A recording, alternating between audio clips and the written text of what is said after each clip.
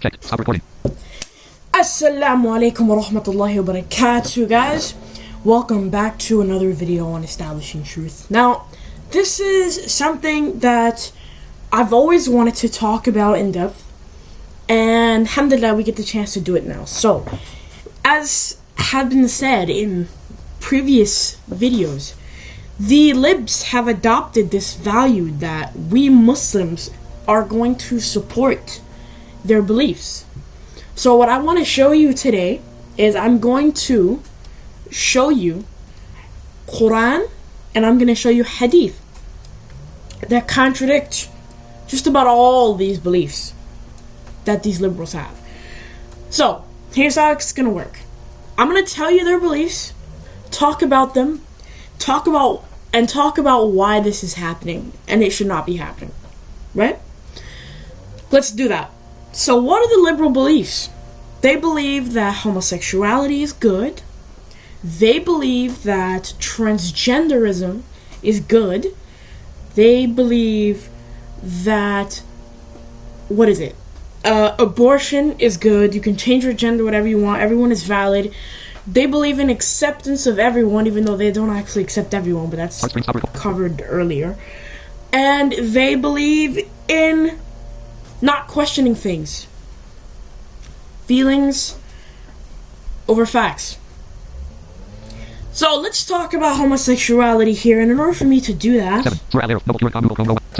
we need to pull up chapter 7 of the Quran, Surah Al-Araf. We need to pull up chapter 7. Now, this translation is long-winded, but it's accurate. It explains a lot of what a lot of words mean. If any of you guys want this translation, I can give you a link to it. It's actually very easy and accessible.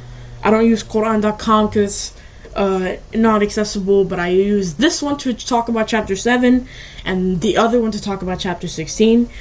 But yeah, so let's read what 77.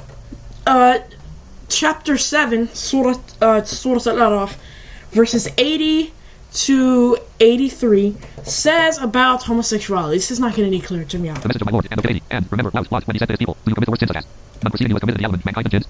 81. Verily you practice your lust on men instead of women, nay, but you are a people transgressing beyond bounds by committing great sins. 82. And the answer of his people was only as they said, rise them out of your town, these are. Indeed men want to be pure from sins. 83. Then we saved them and his family except his wife, she was of those who remained behind in the torment. 84. And we rained down on them a rain of stones. Then see what was the end of the Muslims. Criminals, polytheists, sinners, ek. Okay, so you see how it explains basically what words mean. What mankind and jinns have done. Jinns don't even do this. And jinns are evil. They're the spawn of the shaitan. They don't even do this. This translation literally says the entire mankind, the entire world. The entire world. Because in Al-Fatiha it says, Alhamdulillah Rabbil Alameen, Lord of the world. This word Alameen is used to describe you have done something that no one in the Alameen has ever done. Man or jinns. And the people's response is, well, we just drive them out. These are the guys that want to be pure, so whatever, how can they judge us? That is kind of like the liberal response today. Quran got it right on the head. Then mujrimin, criminals, polytheists, sinners. Now why are they called polytheists? Why do you think? Why do you think they're called polytheists? Are they polytheists? They might be. Polytheists in terms of God, not worshipping other idols. Polytheists as in worshipping their homosexuality, as in worshipping their desires. So these verses are deeper than you might have thought. Polytheists doesn't only mean worshipping, not worshipping or worshipping idols. It means worshipping your desires. We set these right on the mujrimin. Criminals, sinners, polytheists. Those are several meanings of the word mujrimin. Criminals, polytheists, sinners, and all of them apply, especially polytheists. And especially criminals. Criminals, someone who disobeys the law, they're disobeying God's law. So I don't have to talk about it for very much. You guys get the point, right? Do you guys get the point? I mean, I think you guys get the point, right? 85 criminals. Homosexuality is not good. Oh, and the punishment. 84. And rain down on the rain of stones. Rain of stones. A lot of translations say brimstone, which is fine. A rain of stones is not less painful. So punishment for homosexuality in Islam is perfectly permissible under Surah 7. So let's close Surah 7. And we're gonna read this hadith. So, okay.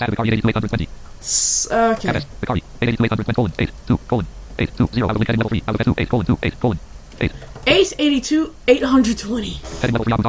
Abu Dawud. Abdullah ibn Abbas.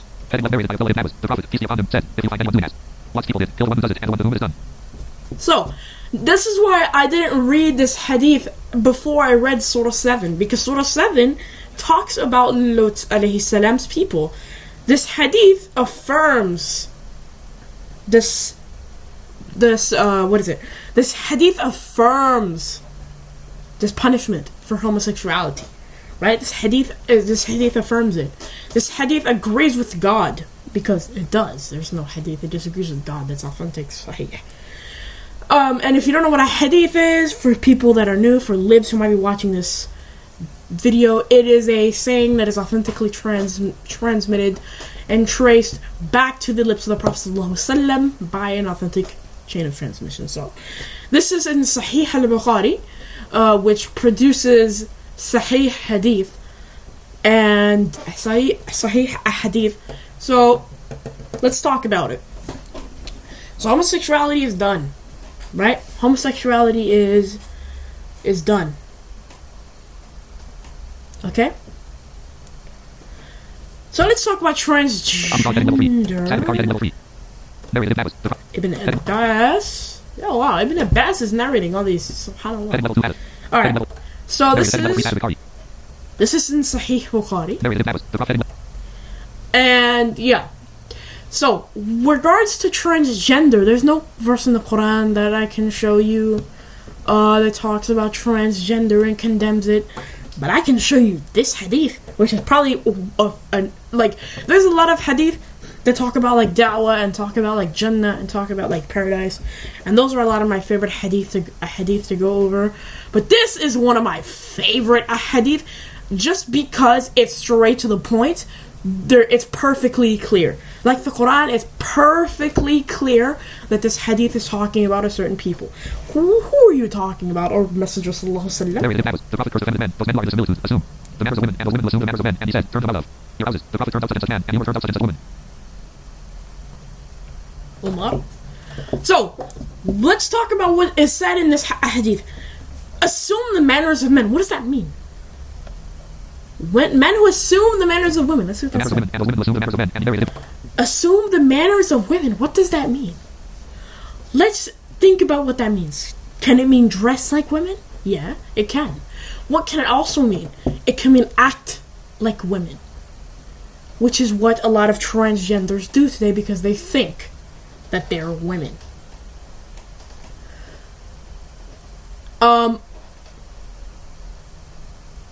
So this hadith is straight to the point. Mink, there you go. This hadith is straight to the point. It talks about transgender. It talks about, what is it? It talks about transgender people and that they're condemned by Islam. Let's talk about the next topic. I don't really see a need to have this hadith open.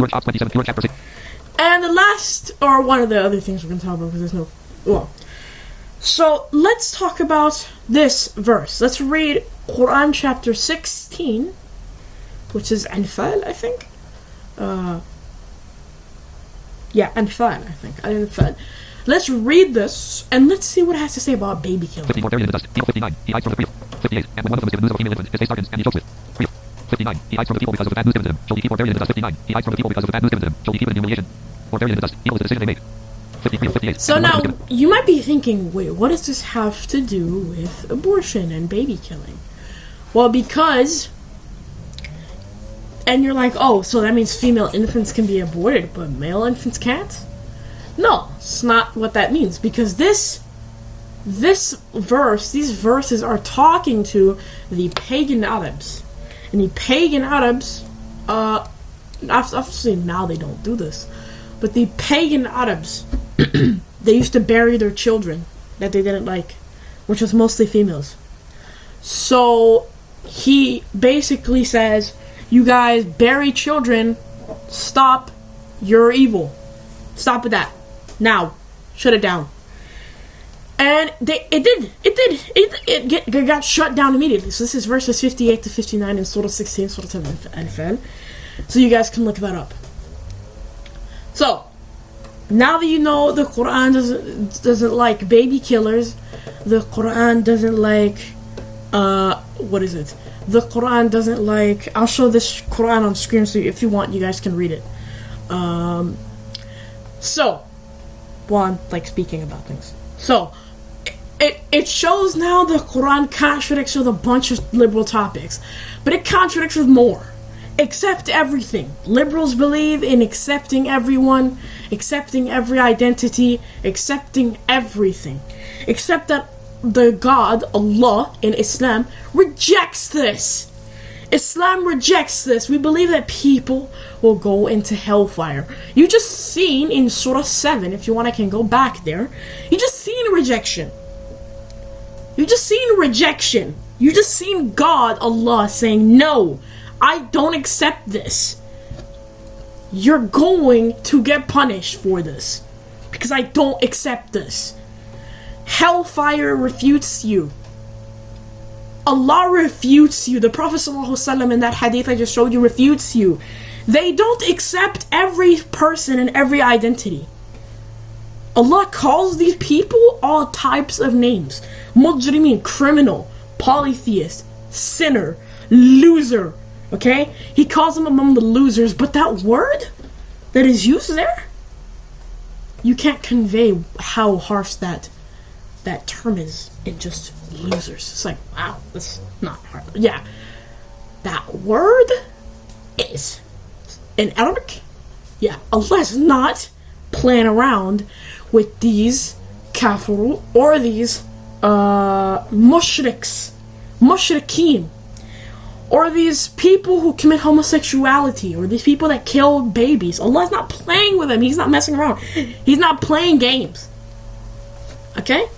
So, we only have another, I'm just still going to read the list, have the Quran thing on screen so you guys can read it if you guys want. Pretty interesting surah, but it's okay.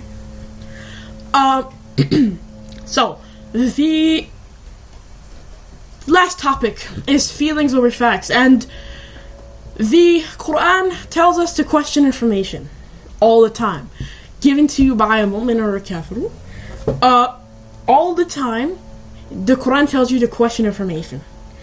And you've seen all this time the Quran say things, and you think it cares what people think. No, it doesn't.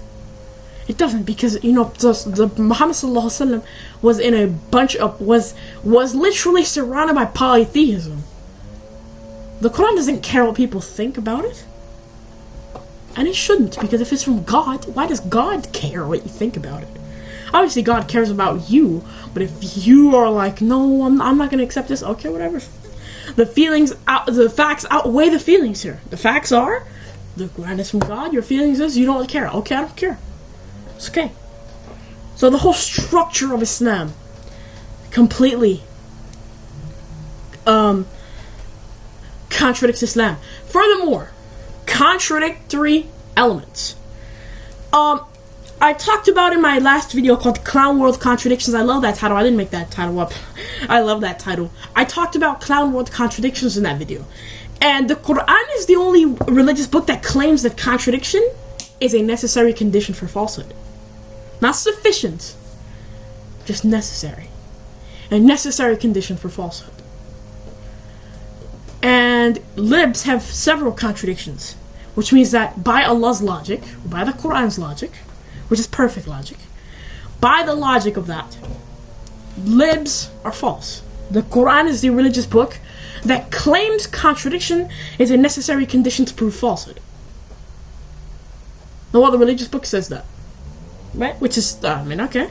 I'm not gonna say like, oh yeah, that means whatever. No, that's like, that's a really dumb argument. I'm just saying, it is the only religious book that claims that contradiction is a necessary condition for falsehood.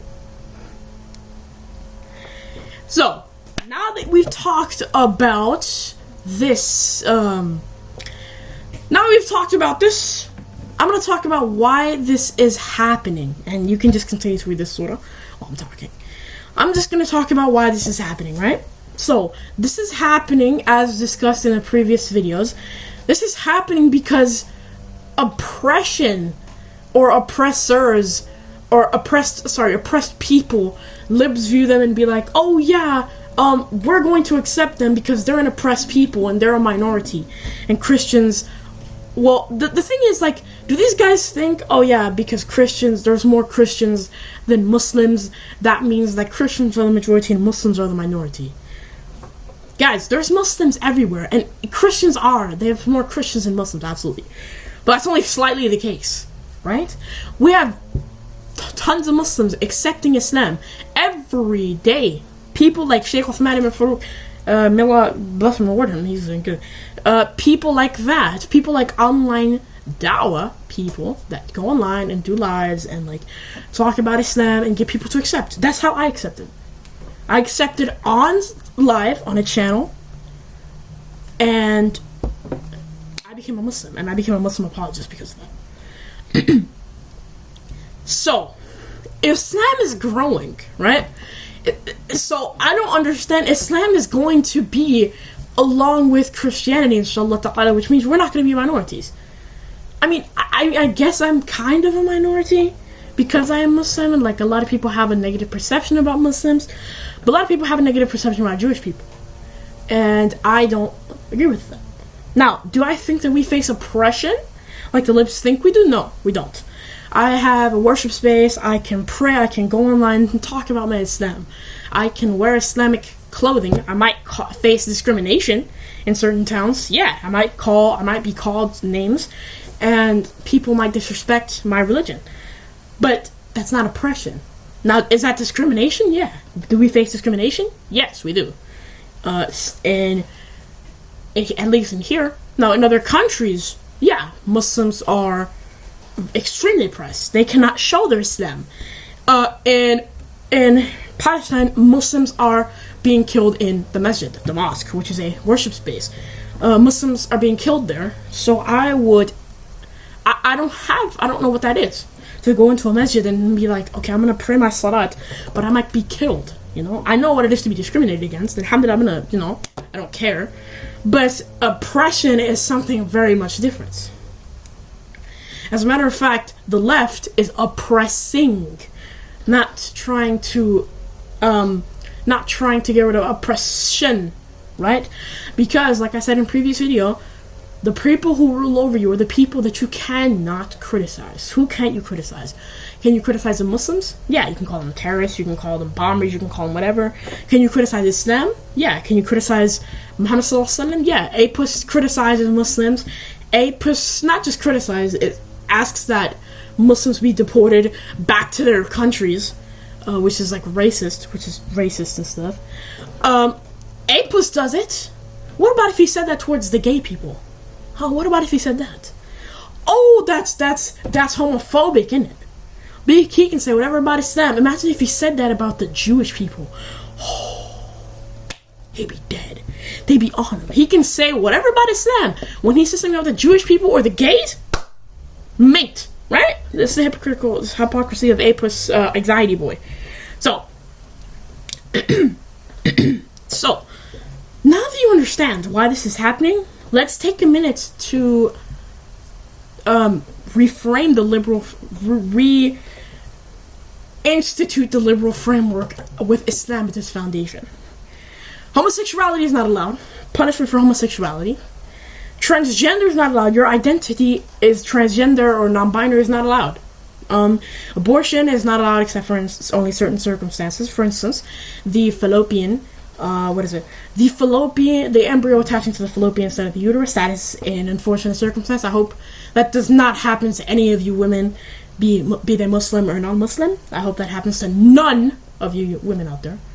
That's very unfortunate. But things like that exist. And yeah, abortion is allowed in those cases. But not just for convenience. Right?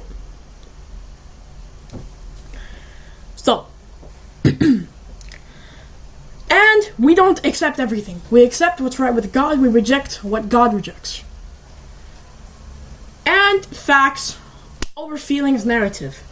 If you don't like what I'm saying, and I know I'm saying the truth, you are responsible for distancing yourself from the truth. Which, if you want to, that's okay. You want to be upon falsehood, that's okay. If you want to be upon truth, then listen to what I have to say and accept what I have to say. It's just not about Islam. I'm not talking about Islam here. I'm talking about the transgender narrative. I'm talking about the homosexual narrative. I'm talking about all these narratives. I know I'm upon truth. These guys are upon falsehood. And they're like, oh yeah, I'm not feelings about, yeah, they're, I don't think about what you have to say. I don't care what you have to say, so it's not true. Yeah, that's okay. If you want to be upon falsehood, that's okay. I'll leave it to Allah to put you in your place of judgment properly, like He should. So guys, that is it. That is it. We're gonna close this sword off.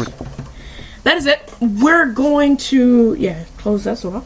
So, this is why the libs think that we Muslims are on board, and I've massively detailed why we're not. And if anyone wants this Quran translation, it's very long-winded and it explains a lot of things that might not be, like, obviously the Quran is clear and detailed, but like for some people they don't know proper context. So it gives you the context there. It gives you the context. A lot of the times it gives you the context. It's very good. I use it a lot of the times when it talks about like what words mean, so I can like make a point about how the Quran is making a huger point than what meets the eye. And that's why I use it for Surah 7, because it doesn't really do that for 16, because it just talks about what the verse says. Because there's no context there. So if it has context, it'll provide you with context, and if there's words that mean several things, it will, or words used intertextually, it'll tell you. So if you want this translation, I got you. Just get a hold of me, and I got you with the link. Assalamu alaikum wa rahmatullahi wa barakatuh, guys. I hope you guys take care. I think we're going to be doing an open live panels very soon about this whole Israel and Palestine thing. So join us for that, inshallah ta'ala. We'll be doing that soon. Assalamu alaikum wa rahmatullahi wa barakatuh. Alhamdulillah. See you guys later.